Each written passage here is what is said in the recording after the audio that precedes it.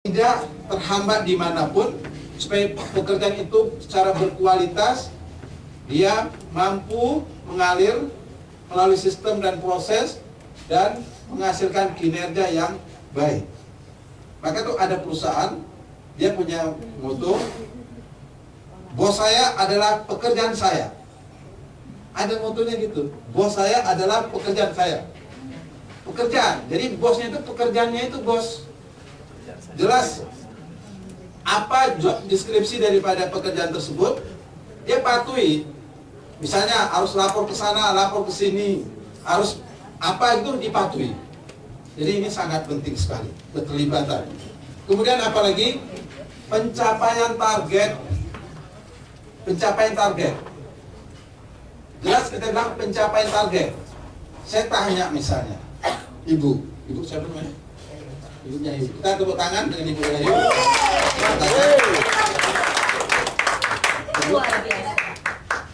Ibu, saya mau tanya. Pencapaian target, berarti harus sesuatu dicapai. Orang seperti apa, karakter seperti apa, kepribadian seperti apa yang pasti mampu mencapai target yang terbaik. Untuk mencapai suatu target pastinya harus orang yang baik dan orang yang paling baik. Jadi dengan tindakan yang baik, dengan sikap yang baik, dengan kerjasama yang baik, dengan profesional yang baik dan semua baik, semoga semuanya tercapai dengan baik. Orang yang paling optimis, orang yang paling percaya diri, orang yang paling yakin bahwa dia bisa melangkah dan mencapai. Dan apa yang besok kita harus selesaikan, kita buat rencana, fokus, dengan penuh semangat hadir di kantor. Kemudian ini dua, pikiran positif dan perasaan positif ini adalah urusan pribadi kita dengan diri kita. Kalau kita mudah memaafkan, kalau kita mudah berdamai, kalau kita mudah tersenyum, apapun realitasnya, maka kita pasti menjadi orang positif. Tapi kalau kita sedikit-sedikit tersinggung, sedikit-sedikit kita marah, sedikit-sedikit kita merasa tidak senang dengan realitas yang sedang kita hadapi, maka kita pasti akan masuk di dalam energi negatif dan kita akan mengeluarkan energi negatif. Hidup ini pilihan. Kitalah memilih hidup kita. Kitalah yang menentukan hidup kita. Kitalah yang memastikan mau jadi apa. Mau bahagia, masuklah ke dalam diri, perbaiki diri, perbaiki emosi, perbaiki pikiran, perbaiki jiwa, perbaiki juga ego. Kenapa ego harus diperbaiki? Karena ego adalah sahabat dari pikiran bawah sadar. Ego, sahabat dari pikiran bawah sadar. Ekspresi ego kita itu adalah ekspresi pikiran bawah sadar. Ego nggak ada, kita udah tinggalkan di rumah. Di sini kita nggak bawa ego. Ego yang ada.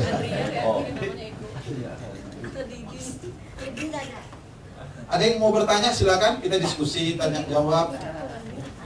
Ada? Tanya Pak. Ada Pak? Silakan.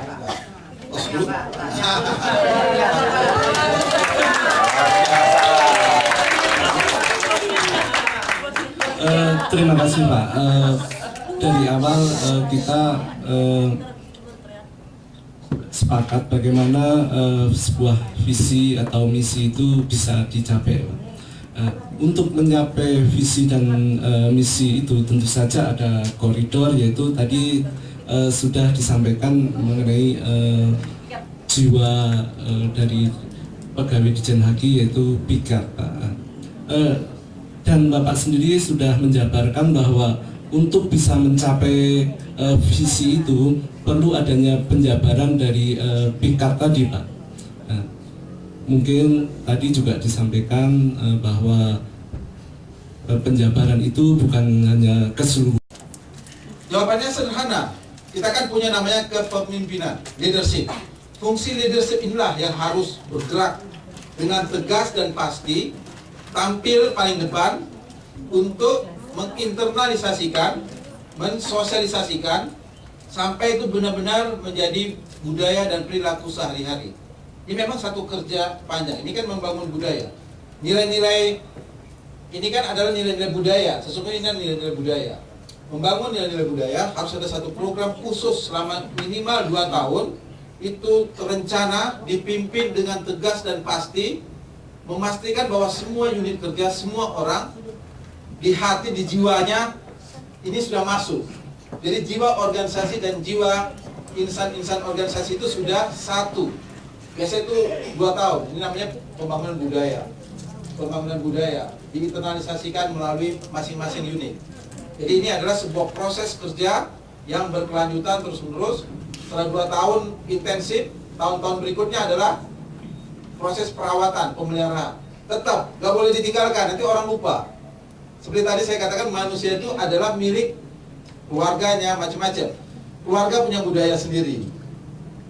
Dan semua tempat itu memiliki budayanya sendiri, punya nilai-nilainya sendiri. Di kantor hadir ada nilai-nilainya sendiri. Nah, di sini bagaimana kuatnya pengaruh leadership kepemimpinan tersebut, agar nilai-nilai perusahaan tersebut ini bisa mempengaruhi semua orang di kantor, dipengaruhi, akhirnya malah menjadi orang-orang yang menularkannya ke lingkungan, ke keluarga, nilai-nilai tersebut. Nah, ini yang harus dibangun. Kedua, agen perubahan. Semua orang harus menjadi agen perubahan, sehingga dipengaruhi, dibiasakan. Ini memang satu kerja. Kita nggak bisa tulis langsung kita berharap. Orang nggak bisa, karena semua orang hadir dari latar belakang yang berbeda.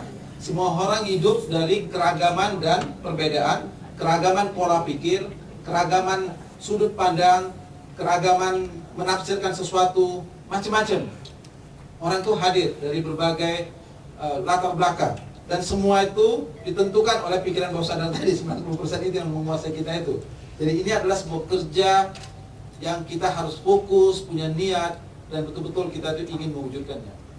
Kedua, bagaimana? Kan gak semua orang itu positif. Dalam hidup ini kan ada orang baik, ada orang tidak baik. Ini adalah fakta, realitas. Dunia ini ada positif, ada negatif. Ada orang baik, ada orang tidak baik.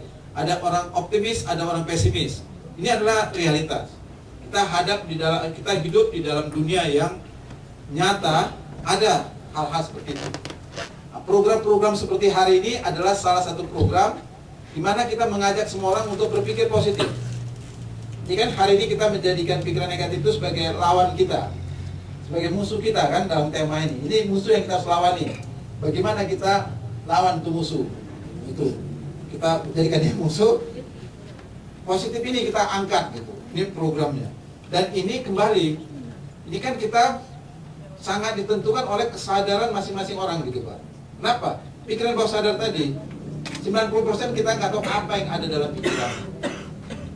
Orang yang sangat berlatih untuk menjadi baik pun, pada waktu dia mendapat tekanan hidup yang paling luar biasa, itu bisa keluar pikiran bawah sadar itu. Dia keluar untuk memprotek gitu. Egonya pun keluar untuk memprotek, karena kan ego ini melindungi kita. Dia ingin menyelamatkan kita. Dia nggak ingin kita itu disakiti. Itu tugas ego. Dia muncul. Orang aslinya keluar kembali ya dalam tekanan tertentu. Apakah orang yang penuh semangat itu tiba-tiba menjadi loyo, atau menjadi orang yang kehilangan rasa percaya diri? Selalu kita melihat orang yang luar biasa, tampil sangat percaya diri, kelihatannya luar biasa, tiba-tiba kehilangan kepercayaan dirinya hanya oleh sebuah tekanan hidup, di mana ternyata